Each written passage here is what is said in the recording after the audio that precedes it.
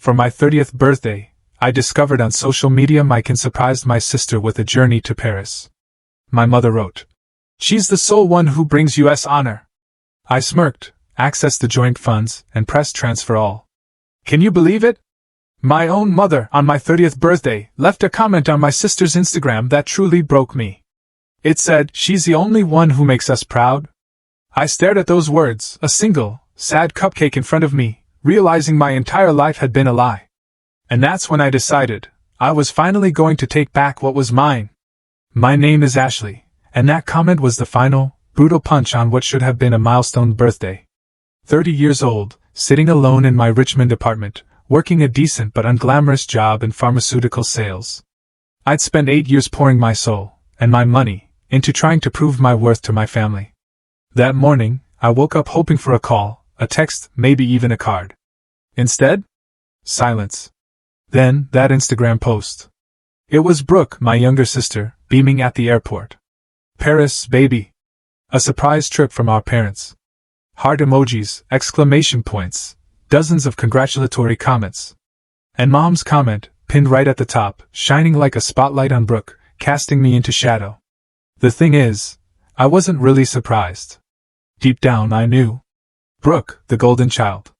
The one who could do no wrong, who soaked up all the praise, all the support. And me? I was the afterthought. The backup plan. The one they tolerated but never, ever celebrated. Growing up, Brooke got the best room, new clothes, private tutors. Me? Hand-me-downs. A pat on the head for straight A's. When Brooke wanted to dance, my parents shelled out for lessons and costumes without a second thought. When I wanted photography classes, my dad said we couldn't afford it. Focus on practical things, Ashley. So, I worked at a grocery store, saved up for a used camera, and taught myself. My parents never made it to my small art show, but they were front row at every one of Brooke's recitals, flowers in hand. That afternoon I called Mom. Just to see if she'd forgotten. The phone rang, once, twice, 3 times, 4. She finally picked up, her voice distracted. "Oh, Ashley. Hi. I'm at the airport with your sister. Can I call you back?" My throat tightened. "It's my birthday, Mom." A beat of silence. I could hear the terminal bustle, announcements echoing. Then, "Oh, right. Happy birthday, honey. Listen, we're about to board. I'll call you later, okay?" She hung up before I could even reply. I put the phone down, staring at my lonely cupcake. They didn't even remember. Then, a cold clarity washed over me. I opened my laptop, logged into the joint bank account I shared with my parents. For 6 years, ever since my dad's health scare, I'd been sending them $500 a month. Automatic transfers. They had bad insurance, medical bills piling up. I just landed my first big sales job, and I wanted to help. They're my parents, after all. I thought. It's the least I can do. They never once mentioned it. Never thanked me. 2 years ago, I'd casually brought it up at Thanksgiving, and Mom waved it away. "Oh, that's sweet of you, Ashley, but we're fine." "Really? Fine?" They were fine, and yet here they were, dropping what had to be thousands on a spontaneous Paris trip for Brooke. I did the math, 6 years, $500 a month. That was $36,000. $36,000 I'd given them. Thinking I was helping. Thinking maybe, just maybe, it would mean something. I clicked through the account history, my stomach twisting. Groceries, utilities, car payments, normal. Then I saw it. A charge for $4,000 labeled travel agency. Another for $1,500 labeled petite shopping. And just last month? A $10,000 deposit into Brooke's personal account, with the memo. Gift. They hadn't been using my money for bills. Not for emergencies. They'd been funneling it straight to Brooke. I slumped back in my chair, hands shaking. I felt like such an idiot. All those years, all that money, all while I scraped by. Living paycheck to paycheck. Skipping vacations and new clothes because I wanted to make sure they were okay. I thought about all the weekend trips with coworkers I'd said no to because I couldn't afford it. The ramen I'd eaten for 2 weeks straight when my car needed repairs, not wanting to touch my emergency fund. The countless sacrifices I'd made, also my parents could treat Brooke like royalty with my money. I looked at the sad cupcake one last time. Then I looked at the screen. and I made a decision. I clicked withdraw. It took 3 days to move all the money. $36,000, transferred back into my personal account in small enough increments not to trigger any alerts. I'm not stealing, I told myself. It's my money. I earned it. I gave it freely, yes, but they lied to me. They took advantage of me. So, I was taking it back. The guilt hit me in waves at first. Lying awake at night, staring at the ceiling, wondering if I was being petty, if I was overreacting. But then I'd remember Mom's comment on that Instagram post. She's the only one who makes us proud. And the guilt would evaporate, replaced by something harder, something colder. I didn't tell anyone what I'd done. Not my friends, not my coworkers. I just went to work, lived my life, pretended everything was normal. But inside I felt different. Lighter maybe? Or maybe just angrier. Brooke called me from Paris on the 3rd day of her trip. I let it go to voicemail. She called again the next day, and the day after. Finally, I answered. Ashley, oh my God, you have to see this city. It's incredible. Mom and Dad are being so generous. We went to the Louvre yesterday, and tonight we're having dinner at this amazing restaurant near the Eiffel Tower. Sounds nice, I said, my voice flat. Are you okay? You sound weird. I'm fine. Just busy. Well, I wanted to thank you. I know you've been helping Mom and Dad out. I'm sure that's part of why they could do this for me. So, thank you? I almost laughed. Almost. Instead, I just said, don't worry about it. You're the best big sister ever. She chirped, and I could hear the smile in her voice. I hung up and threw my phone across the room. The thing about Brooke is that she wasn't a bad person. Not mean, not malicious. She was just oblivious. Spoiled, yes, but not intentionally cruel. She genuinely believed the world revolved around her because that's how our parents had raised her. I couldn't even blame her for that. It wasn't her fault they'd chosen her as the favorite. But it still hurt. God, it still hurt. I remembered when we were kids, maybe 10 and 14. I'd saved my allowance for 3 months to buy a vintage camera I'd been eyeing. The day I finally had enough, I came home, bursting with excitement. But Brooke had just gotten a bad grade on a math test. My parents were at the kitchen table, consoling her, promising her a new tablet if she brought her grades up. That's great, Ashley, Mom had said when I showed her the camera, barely glancing up. Now go do your homework. I took the camera to my room and cried.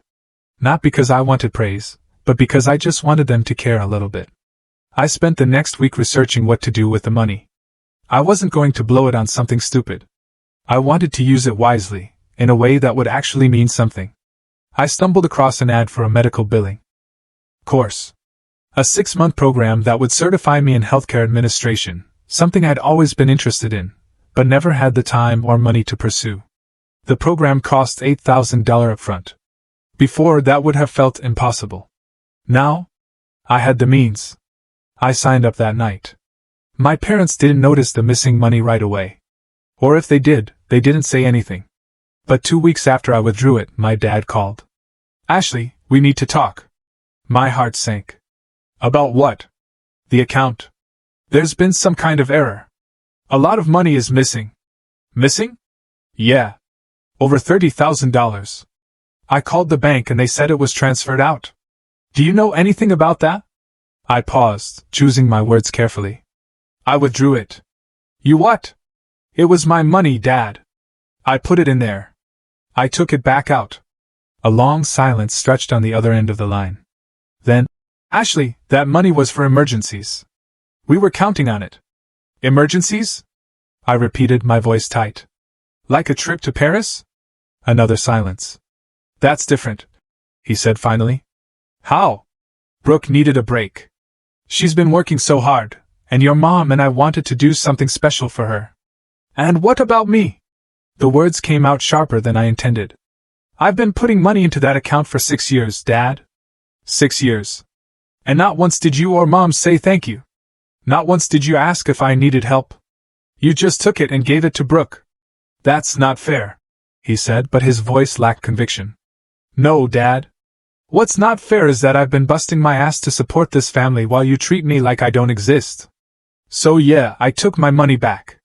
And I'm not sorry. I hung up before he could respond. My hands were shaking again, But this time, it wasn't from guilt. It was from adrenaline. From finally standing up for myself. It felt good. Terrifying, but good. I poured myself a glass of wine and sat on my couch. Part of me expected to feel worse, thought the guilt would crush me. But instead, I felt relief, like I'd finally cut a rope that had been strangling me for years. The fallout was immediate. My mom called that evening, her voice shrill and accusatory. "How could you do this to us, Ashley? We trusted you." "You trusted me?" I shot back. "You've been lying to me for years."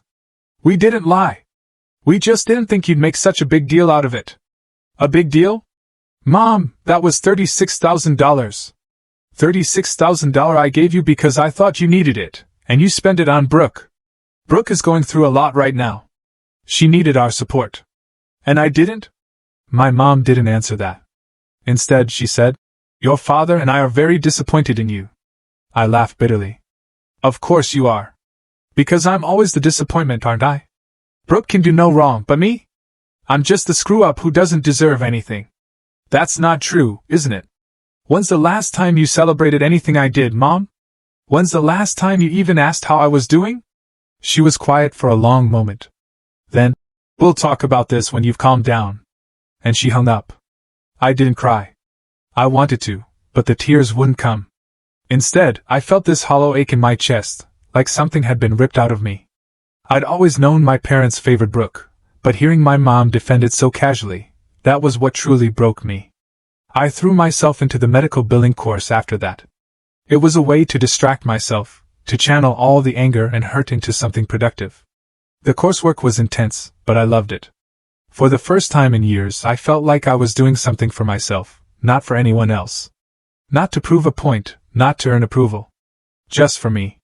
The classes were held twice a week in the evenings, and on weekends, I studied at a coffee shop near my apartment. I met other students, people also trying to better their lives. For once, I didn't feel so alone. One woman, Patricia, was a single mom in her 40s, retraining after a layoff. We'd grab lunch sometimes, and she'd tell me stories about her kids, how hard it was, but how worth it. "You're doing the right thing," she told me one Saturday. "Investing in yourself, that's the smartest thing you can do." My coworker Vanessa noticed the change in me, too. We'd been friendly, but now she started inviting me for coffee more often, asking how I was doing. I didn't tell her everything, but I told her enough about the money, about my family, about how invisible I'd always felt. "You did the right thing," she said. "They were taking advantage of you." "I keep telling myself that," I admitted, "but part of me still feels guilty." "Why?" "Because you stood up for yourself. Because they're my parents and Brooke is my sister. I'm supposed to just forgive them, right?" Vanessa shook her head. "Forgiveness isn't the same as being a doormat, Ashley. You can love your family and still set boundaries." Her words stuck with me. I'd spent so long trying to earn my family's love that I'd forgotten I didn't have to. I could just walk away. Walking away, however, was easier said than done. Brooke came back from Paris 3 weeks after my birthday and called me again. This time I answered. "Ashley, what the hell is going on? Mom and Dad are furious with you." "I'm sure they are. They said you took money out of their account." "Is that true?" "It was my money, Brooke." "But they needed it." "No, they didn't. They used it to send you to Paris." She was quiet for a moment. Then, "I didn't know that." "Of course you didn't. You never know anything, do you? You just get to coast through life while the rest of us pick up the pieces." "That's not fair," she said, her voice small. "Maybe not. But it's true, Ashley. I'm sorry. I didn't realize." "It doesn't matter anymore," I interrupted. "Just enjoy your life, Brooke. That's what you're good at." I hung up and blocked her number. That night, I looked at myself in the mirror for a long time. I didn't recognize the person staring back. She looked harder, angrier, but also stronger. I thought about my mom's Instagram comment. "She's the only one who makes us proud." And I realized something. I didn't need them to be proud of me. I just needed to be proud of myself. For the first time in my life, I was. I scrolled through my old photos. In every one, I was smiling, but the smile never reached my eyes. I looked tired, defeated. I took a selfie right then, standing in my bathroom in sweatpants, messy hair, and I smiled a real smile. Because I'd finally done something for me. I posted it on Instagram with a simple caption. 30 and thriving. I didn't tag anyone. I didn't need to. This wasn't for them. It was for me. A month passed before my parents reached out again. I'd blocked Brooke's number, but Mom found another way: email. The subject line read, "We need to talk about this situation." I almost deleted it. Almost. But curiosity got the better of me. "Ashley, your father and I have been discussing your recent behavior, and we think you owe us an explanation. Taking that money was extremely selfish, especially when you knew we had plans. Brooke has been very upset by all of this, and frankly, so have we. We raised you better than this. We expect you to return the money immediately and apologize to your sister for ruining her trip experience. She's been crying every day since she found out what you did. Family is supposed to support each other, and you've let us all down. Please call us so we can resolve this like adults. Love, Mom." I read it 3 times. Each time, my blood pressure rose a little higher. They expected me to apologize. They expected me to return the money. And somehow, in their twisted logic, I was the one who'd ruined Brooke's trip. A trip she'd already taken and enjoyed. A trip funded by my own hard-earned money. I typed out a response, my fingers flying across the keyboard. "Mom, I don't owe you anything. Not an explanation, not an apology, and certainly not that money. I gave it to you in good faith, believing you needed it for medical bills and essential expenses. Instead, you used it to spoil Brooke while treating me like I didn't exist. I'm done being your backup bank account. I'm done being invisible. Don't contact me again unless you're ready to have an honest conversation about how you've treated me for the last 30 years. Ashley." I hit send before I could second-guess myself. The medical billing course was going well. I was excelling. Patricia and I had become genuine friends. She was the first person I told the full extent of what had happened with my family. "They said what?" she asked, her eyes wide with disbelief. "They want me to apologize and return the money? Are they insane?" "Apparently," I said, sipping my coffee. "My mom made it sound like I'd committed some terrible crime." Patricia shook her head. "You know what I think? I think they're panicking. They got used to having that cushion of money, and now it's gone. They're trying to guilt you into giving it back. It's working a little," I admitted. "I keep thinking about Brooke crying. Brooke's a grown woman. If she's crying, it's because she finally had to face reality." I wanted to believe that. I really did. But there was still a part of me that felt guilty.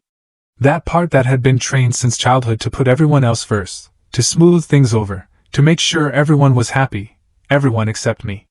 My phone buzzed. Unknown number, but I recognized the area code, Virginia. Against my better judgment, I answered. "Hello, Ashley. It's Dad." I should have hung up. Blocked the number immediately. But something in his voice stopped me. "What do you want?" "I want to talk. Really talk. Not argue, not fight. Just talk." I hesitated. "I'm listening." "Your mom's email was out of line." I told her that. "But Ashley, you have to understand where we're coming from. That money, we had plans for it. Plans that didn't include me." He sighed. "It's not that simple." "Actually, Dad, it is. You took my money and gave it to Brooke. You let Mom post that comment on Instagram saying Brooke was the only one who made you proud. You forgot my birthday. It really is that simple. We didn't forget your birthday. Your mom was just distracted with getting Brooke to the airport. That's worse, Dad. That's so much worse. You chose to prioritize Brooke over me. Again. Like you always do. Brooke needs more support. She's not as stable as you are." There it was. The excuse I'd heard 1,000 times growing up. Brooke needs more. Brooke's struggling. Brooke deserves special treatment. And me? I was just supposed to be stable, solid, the one who never needed anything. "I'm not doing this anymore," I said quietly. "I'm not going to keep setting myself on fire to keep everyone else warm." "Ashley, no, Dad. I'm done. I took my money back, and I'm using it to better my life. If you can't be happy for me, then we don't have anything else to talk about." I hung up and immediately blocked the number. My hands were shaking, but I felt a strange sense of calm wash over me. Every time I stood up to them, it got a little easier. The guilt was still there, but it was quieter now, easier to ignore. Vanessa noticed my mood at work and pulled me aside during our lunch break. You okay? You seem tense. My dad called. Oh no, what happened? I told her about the conversation, about his excuse that Brooke needed more support, about how I'd finally had enough. Vanessa listened without interrupting, then said, You know what I think? I think you're grieving. Grieving? Yeah. You're grieving the family you thought you had, or the family you wanted to have. And that's okay. It's normal. But you can't let that grief pull you back into their dysfunction. She was right. I was grieving. I was mourning the relationship I'd never have with my parents, the sisterhood Brooke and I would never share. But more than that, I was grieving the version of myself who'd spent so many years trying to earn love that should have been freely given. That weekend, I was studying at the coffee shop when my phone buzzed with a text from another unknown number. This time, it was Brooke. Ashley, please talk to me. I got a new phone. I didn't know about the money. I didn't know they were using yours. I'm so sorry. Can we please talk? I stared at the message for a long time. Part of me wanted to respond, to hear what she had to say. But another part of me, the stronger part, knew it wouldn't change anything. I typed back. Brooke, I need space. I'm not ready to talk yet. Maybe someday, but not now. She responded immediately. I understand. I'm here when you're ready. I love you. I didn't reply. 3 months into my medical billing course, something unexpected happened. My instructor, Diane, who'd worked in healthcare administration for 20 years, pulled me aside after class. Ashley, I wanted to talk to you about your work. You're one of the top students in the program. Thank you, I said, surprised. I'm serious. Your attention to detail is exceptional, and you have a real knack for this. Have you thought about what you want to do after you finish the program? I was hoping to find a position at a hospital or clinic, something stable. Diane smiled. I have a friend who works at Virginia Commonwealth University Health System. They're looking for someone to join their billing department. It's a senior position, and the pay is excellent. I'd like to recommend you. My heart skipped. Really? Really? I'll send you the details. You'd have to interview, of course, but I think you'd be perfect for it. I walked out of class that day feeling lighter than I had in months. This was it. This was the opportunity I'd been working toward, and I'd done it all on my own. Without my family's support or approval. When I got home, I found an envelope slipped under my door. No return address, but I recognized the handwriting immediately, my mom's. I opened it with shaking hands. Inside was a birthday card, 3 months late, and a check for $500. The card read, We're sorry we missed your birthday. We hope this makes up for it. Love, Mom and Dad. $500. A fraction of what I'd given them over the years. And they thought this would fix things. I tore up the check and threw it in the trash. The interview at VCU Health System was scheduled for the following Tuesday. I spent the entire weekend preparing. Vanessa helped me pick out a professional outfit, a navy blazer and slacks that made me feel capable and confident. The morning of the interview, I woke up with butterflies.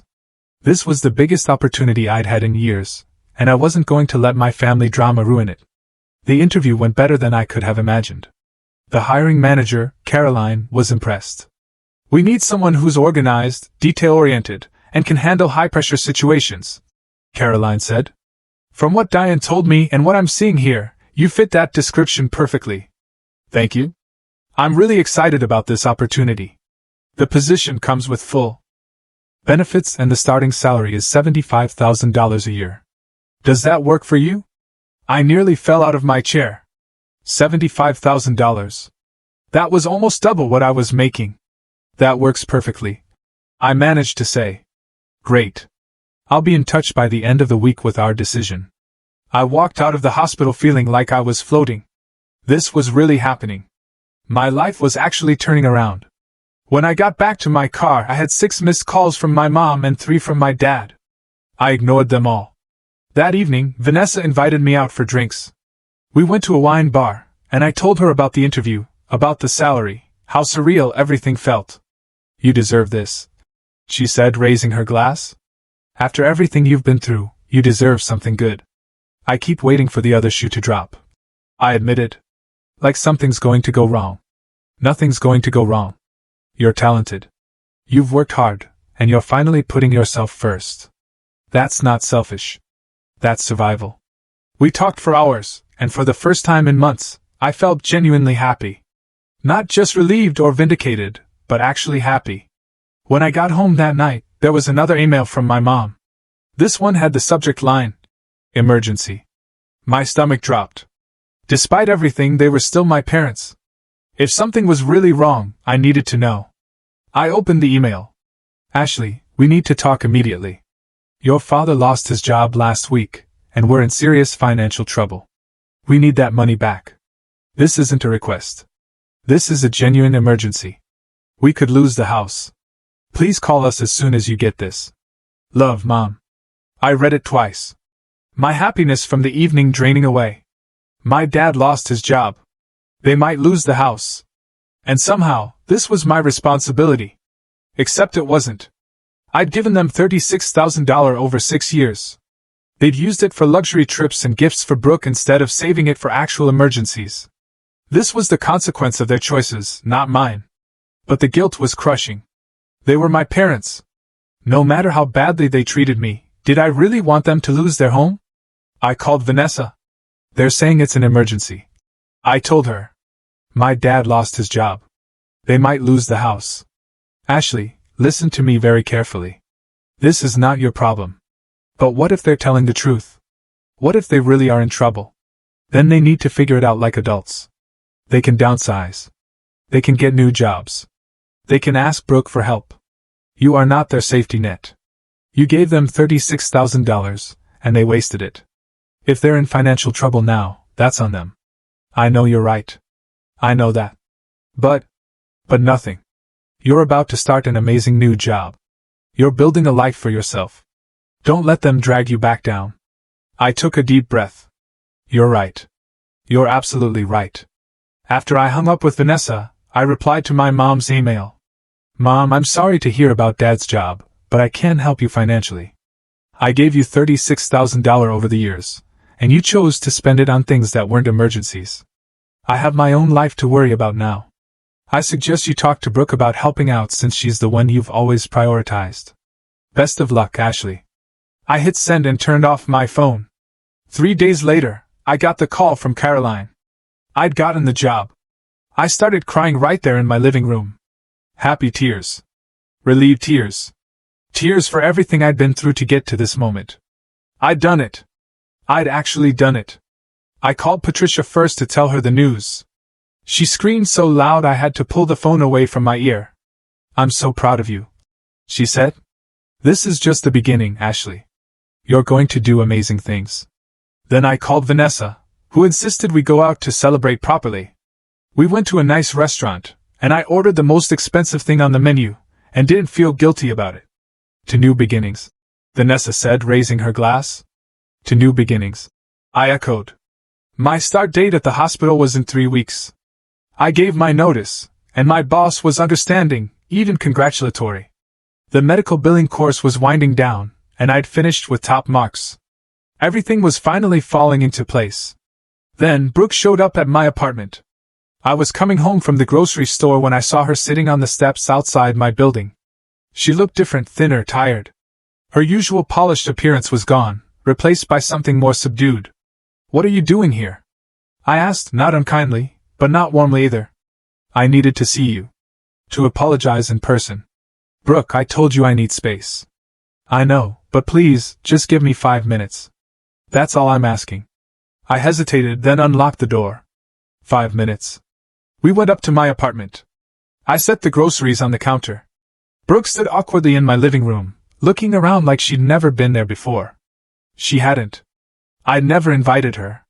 "Ashley, I didn't know," she started. "I swear I didn't know they were using your money. When I found out, I confronted them. We had a huge fight, and they told me you were being dramatic, that you'd given them the money freely, and now you were trying to hold it over their heads. But I know that's not true." She paused, took a deep breath. "I went through their bank statements. I saw everything." I crossed my arms. "So, what do you want? Absolution?" "No. I want you to know that I'm sorry. I'm sorry for being oblivious, for taking everything for granted, for not realizing how badly they were treating you. You're my sister, and I should have noticed. Her voice cracked, and I saw tears forming in her eyes. Brooke, you were just being who they taught you to be. I don't blame you for that. But I should have been better. I should have paid attention. I should have stood up for you. I softened a little. Yeah.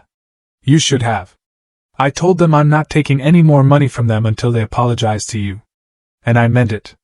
That surprised me. You did? I did. And they're furious with me now, too. Apparently, I'm being ungrateful. Despite everything, I felt a small flicker of sympathy for her.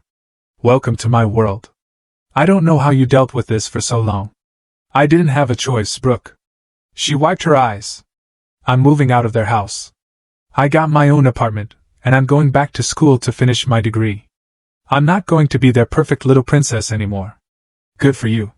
I said, and I meant it. Do you think we could ever be real sisters? Not just by blood, but actually be there for each other? I thought about it. Maybe someday. But it's going to take time, Brooke. A lot of time. I understand. I'll wait as long as it takes. After she left, I sat on my couch and thought about what she'd said. She was trying. She was actually trying. It didn't erase the past, but it was something. My phone buzzed with another email from my mom. I almost didn't open it, but something made me click. Ashley, I don't know what you said to Brooke, but she's refusing to help us. You've turned her against us. You're tearing this family apart. I hope you're happy. Love, Mom. I deleted the email without responding. I was happy. And that was what terrified them the most. The next 2 weeks passed in a blur. I finished the medical billing course at the top of my class, received my certification, and prepared for my new job. Patricia threw me a small celebration. It was simple, just pizza and cake, but it felt more genuine than any family gathering I'd ever attended. Speech! Someone called out, and everyone laughed. I stood up, feeling awkward but grateful. I just want to say thank you. 6 months ago, I was in a really dark place. I felt invisible and unappreciated. But this course, and all of you, helped me remember that I'm worth something. So, thank you for being there for me. Everyone clapped, and Patricia pulled me into a hug. You're going to kill it at that hospital, she whispered. The day before I started my new job, I decided to do something I'd been putting off. I went through all my social media and unfollowed my parents. I didn't block them, but I didn't want to see their posts anymore. I was done letting their lives affect mine. As I was scrolling, I noticed something odd. My mom had posted a status update 2 days earlier. Sometimes your children disappoint you in ways you never imagined. We raised Ashley to be better than this, but she's chosen selfishness over family, praying for her to see the light. The post had dozens of comments, mostly from relatives and family friends I barely knew. Most were supportive of my mom. But a few stood out. My Aunt Linda, my dad's sister, had commented, "Maybe it's time to look at your own actions instead of blaming Ashley. I've watched you treat that girl like garbage for years. She deserves better." And my cousin Jake had written, "Ashley's been supporting you guys financially for years, and you never even thanked her. Maybe she got tired of being taken for granted." I felt a rush of vindication. So, other people had noticed. Other people knew the truth. I screenshotted the post and comments, saving them to a folder on my computer. Insurance, in case I ever needed proof. My first day at VCU Health System was nerve-wracking, but exhilarating. Caroline showed me around, introduced me to the team, and gave me a thorough overview of my responsibilities. The department was busy but organized, and everyone seemed genuinely welcoming. "You'll do great," Caroline said. "If you need anything, just ask." I spent the first week learning the systems, getting familiar with the processes, and meeting with different departments.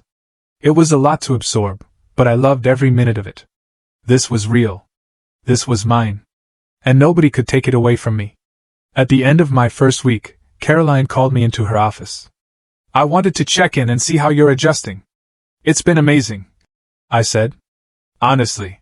Thank you again for this opportunity. You've earned it. I've been getting great feedback from the team. You're catching on fast. I'm trying my best. I can tell. And I wanted you to know that there's room for growth here. If you continue performing at this level, I could see you moving into a management position within a year or two." Management within a year or two? I could barely process it. That would be incredible. I managed to say. Just keep doing what you're doing. I left her office feeling like I was walking on air. That weekend, I finally responded to Brooke's last text. I invited her to lunch at a casual cafe near my apartment. Nothing fancy, nothing emotionally charged. Just two sisters trying to figure out if they could salvage something from the wreckage of their family. She showed up looking nervous, clutching her purse like a lifeline. "Thanks for agreeing to meet," she said as we sat down. I figured it was time. We ordered sandwiches and made small talk. Her new apartment, her plans to go back to school, my new job. It felt stilted and awkward, but it was a start. "I talked to Mom and Dad again," she said eventually. "They're still refusing to take responsibility. They think you're being vindictive." "Of course they do. I told them I wasn't going to be part of their games anymore. That if they wanted a relationship with me, they needed to grow up and apologize to you." "How'd that go?" "About as well as you'd expect. Mom hung up on me.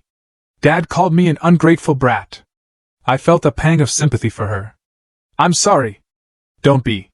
You were right about everything. I was so blind, Ashley. I took everything for granted. And I let them turn me into this spoiled, oblivious person. I don't want to be that anymore. Change takes time. I know, but I'm willing to put in the work if you'll let me." I looked at her, really looked at her, and saw something I hadn't seen before. Sincerity. Remorse. A genuine desire to be better. "Okay," I said finally. "But we're starting from scratch. No expectations, no pressure. Just two people trying to be sisters. I can live with that." We finished lunch and parted ways with an awkward but genuine hug. It wasn't forgiveness. Not yet. But it was a beginning. That night, I got a notification on my phone. My mom had tagged me in a Facebook post. Against my better judgment, I clicked on it. The post was a long, rambling message about family values, respect, and how children owe their parents everything. And at the end, she'd written, "Ashley, if you're reading this, know that your father and I are heartbroken by your actions. We're praying you'll come back to us before it's too late." The comments were a mix of support for my parents and questions.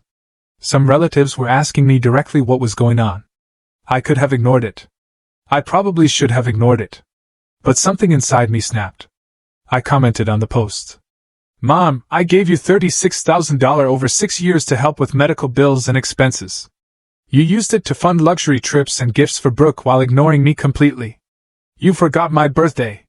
Publicly stated that Brooke was the only child who made you proud, and now you're trying to guilt me into giving you more money. I'm done being your ATM. If you want a relationship with me, start by apologizing and taking responsibility for your actions." I hit post before I could second-guess myself. Within minutes, the comments started pouring in. Some relatives were shocked, others were supportive.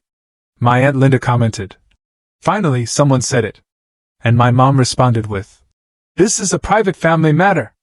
How dare you air our business publicly?" I replied, "You made it public when you tagged me. I'm just telling my side of the story." Then I logged off and blocked both my parents on all social media. My hands were shaking, but I felt lighter than I had in years. I'd finally told the truth. I'd finally stood up for myself in a way that couldn't be ignored or dismissed. And I was done apologizing for it. The Facebook post exploded overnight. By the time I woke up the next morning, there were over 200 comments and countless shares. My phone was flooded with messages from relatives I hadn't spoken to in years. Some supportive, others demanding explanations. My Aunt Linda called me at 7 a.m. "Ashley, honey, are you okay?" "I'm fine. Better than fine, actually. I just saw what you posted. I had no idea it was that bad. Most people didn't. They were good at hiding it. Well, the truth is out now. Your Uncle Tom and I have been talking, and we want you to know we're on your side. What your parents did was inexcusable." "Thank you. That means a lot. And between you and me, your mother is losing her mind. She's been calling everyone in the family, trying to get them to side with her. It's not going well for her." I felt a small surge of satisfaction. Good. After I hung up with Linda, I checked my email. 3 messages from my mom, each more desperate than the last. The first was angry, accusing me of betrayal and slander. The second was manipulative, talking about how hurt she and my dad were. The third was almost pleading, asking me to delete the post and call her. I deleted all 3 without responding. At work that Monday, I threw myself into my new role. The hospital billing department was complex and demanding, but I loved the challenge. Caroline had given me several high-priority accounts to manage, and I was determined to prove I belonged there. During lunch, Vanessa called. "So, I saw your Facebook post. You and everyone else. Are you okay?" That took guts. I'm tired of hiding their dysfunction. If they wanted privacy, they shouldn't have aired their grievances publicly first. Fair point. How are they taking it? Not well, from what I hear.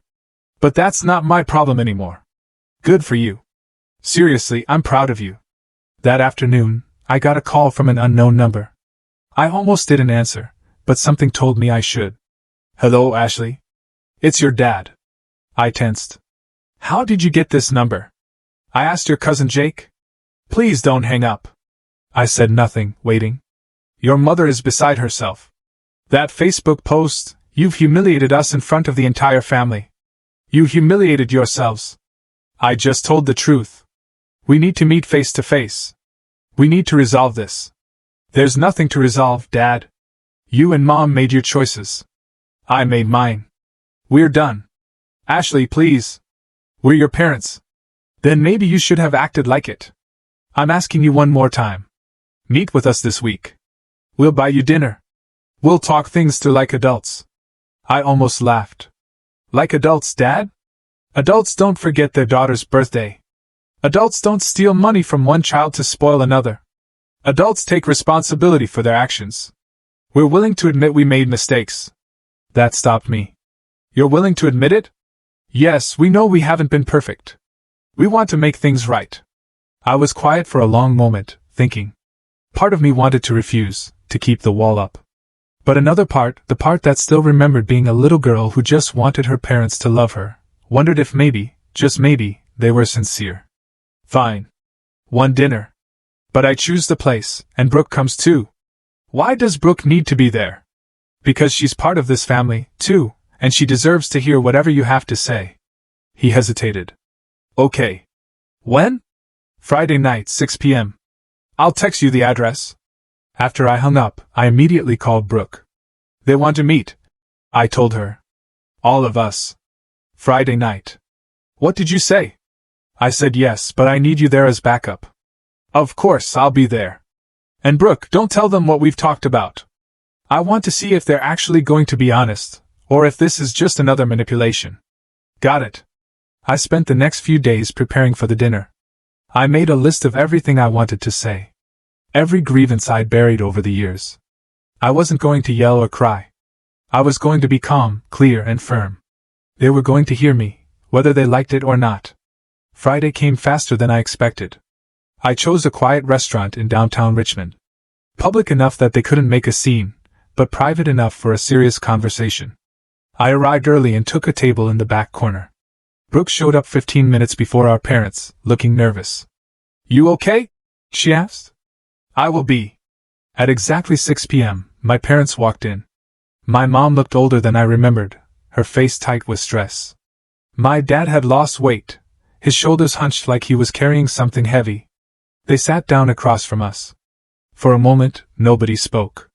Finally, my dad cleared his throat. Thank you for agreeing to meet.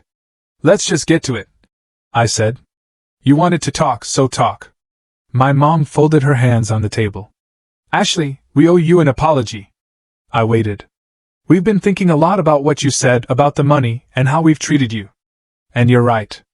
We haven't been fair to you. Go on. We've always worried about Brooke more because she struggled with things you seemed to handle easily. You were always so independent, so capable. We thought you didn't need us as much. So you just stopped trying. We didn't stop trying. We just prioritized differently. You forgot my birthday, Mom. You commented on Instagram that Brooke was the only one who made you proud. How was that prioritizing differently? She looked down. That comment was a mistake. I was just excited for your sister. A mistake you left up for everyone to see. My dad jumped in. We're here because we want to fix this. We want our family back. You want your ATM back? I corrected. Let's be honest about what this is really about. That's not fair, my mom said. Isn't it? Dad lost his job. You're in financial trouble. And suddenly you want to reconcile. The timing is pretty convenient. Brooke spoke up for the first time. She's right. You didn't care about fixing things until you needed money. My mom turned to her shocked. Brooke, you know that's not true. Actually, I don't. Ashley's been telling the truth about everything. I went through the bank statements. I saw where all her money went. And I've been thinking about how differently you treated us growing up. She's not making this up. We gave you both everything we could. My dad insisted. No, I said firmly. You gave Brooke everything. You gave me leftovers and criticism. The table fell silent. Finally, my mom's facade cracked. What do you want from us, Ashley? You want us to grovel? To beg? We're here. We're apologizing. What more do you want? I want you to mean it. We do mean it. Then prove it. Tell me one thing you're proud of me for. One accomplishment you celebrated. One time you put my needs first. She opened her mouth, then closed it. She couldn't think of anything. The realization hit me like a punch to the gut. They really couldn't think of a single thing. That's what I thought, I said quietly. My dad leaned forward, his voice strained. Ashley, you're being unreasonable. We're trying here. No, you're trying to manipulate me into feeling guilty so I'll give you more money. There's a difference. That's not what this is about. My mom protested. Then what is it about? Because from where I'm sitting, this looks like a last-ditch effort to get back into my good graces so you can use me again. Brooke reached over and squeezed my hand under the table. The gesture gave me strength. Let me make something very clear. I continued. I'm not giving you any more money. Not now. Not ever. I spent 6 years supporting you, and you used me. That's done. My mom's eyes filled with tears. We're going to lose the house, Ashley. Is that what you want? To see your parents homeless? You're not going to be homeless. You have options. You can downsize. You can get jobs. You can ask Brooke for help, since she's apparently the only daughter you care about. I already told them no, Brooke said quietly. I'm not enabling this anymore either. My parents looked at her with matching expressions of betrayal. You too? My dad asked. We raised you better than this. No, you raised me to be selfish and entitled. Brooke corrected him. Ashley's helping me see that. My mom pushed back from the table, her voice rising. This is ridiculous. We've apologized. We've admitted we made mistakes. What more do you want? I want you to understand why what you did was wrong. I want you to acknowledge that you hurt me. Not just say sorry because you think it's what I want to hear. Fine. You want specifics? We're sorry we forgot your birthday. We're sorry we didn't celebrate your achievements. We're sorry we used your money. Is that what you wanted to hear? Say it like you mean it. My mom's face hardened. I've said all I'm going to say. If that's not good enough for you, then I guess we're done here. She stood up, grabbing her purse. My dad looked between us, conflicted. Are you coming? She asked him. He stood slowly. Ashley, I hope you reconsider. Family is important. Family is important. I agreed. That's why I'm not letting you abuse me anymore. They left without another word. Brooke and I sat there in silence for a moment. Well, that went about as well as expected, she finally said. Yeah. Are you okay? I am actually. I gave them a chance. They blew it. That's on them. We ordered dinner and spent the next hour talking about everything except our parents. Brooke told me about her new apartment, about the classes she was planning to take. I told her about work, about my plans for the future. For the first time in our lives, we were just two sisters having dinner. No competition, no favoritism, no drama. Just us. When we left the restaurant, Brooke hugged me tight. Thank you for giving me another chance, she said. Thank you for showing up. Over the next few weeks, things settled into a new normal.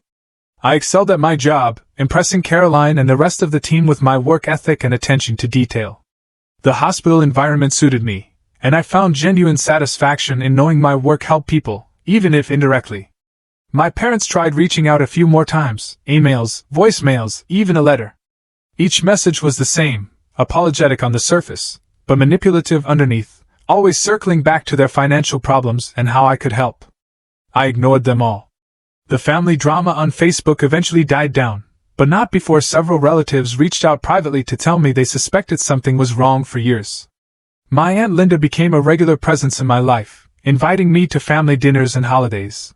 She'd always been kind, but now she was actively supportive, going out of her way to include me. Your mother is furious with me. She told me one Sunday. She thinks I'm turning the family against her. Are you? Nope. She did that all by herself. I'm just refusing to pretend everything is fine. 3 months after the disastrous dinner, Caroline called me into her office again. I have some news, she said, smiling. We're creating a new position, Assistant Director of Medical Billing. I'd like to offer it to you. My jaw dropped. Already? You've proven yourself, Ashley. You're organized, efficient, and the team respects you. The position comes with a significant raise and more responsibilities. What do you say? Yes. Absolutely yes. Great. We'll make it official next week. I left her office in a daze. Assistant Director. 6 months ago, I'd been crying over a birthday cupcake, feeling worthless and invisible. Now, I was being promoted to a leadership position at a major hospital. I called Vanessa immediately. Are you kidding me? That's amazing. I can't believe it's happening. I can. You've worked incredibly hard. You deserve this. That weekend, Patricia threw me an impromptu celebration at her house. It was small, just her kids, Vanessa, and Brooke. But it meant everything to me. These people had seen me at my lowest and supported me as I rebuilt my life. To Ashley, Patricia said, raising her glass of soda. The strongest person I know. Everyone echoed the toast, and I felt tears prick my eyes. Thank you, I said. All of you, for believing in me when I didn't believe in myself. Later that night, as I was driving home, my phone rang. It was my dad.